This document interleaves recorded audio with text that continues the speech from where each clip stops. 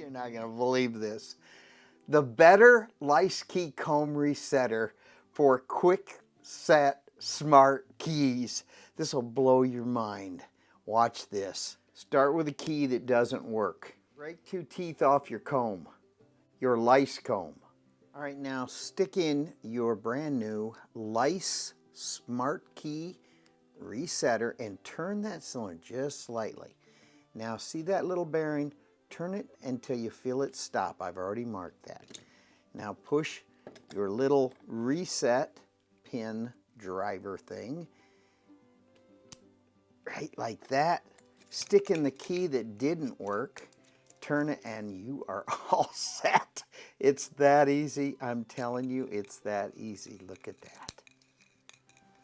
Rush down to your local drugstore and get your brand new Nick Better Lice Comb Resetter for Kwikset Smart Keys. How about that? I hope you guys enjoyed this video. I had a blast making it. You know, I was studying around thinking, how can you open these things easier? You know, literally rekey them without any tools other than a lice comb. How about that, guys? Please subscribe to my channel. Tell all your friends. Ring that bell, and I'll have more lock and door tips like this. Thank you.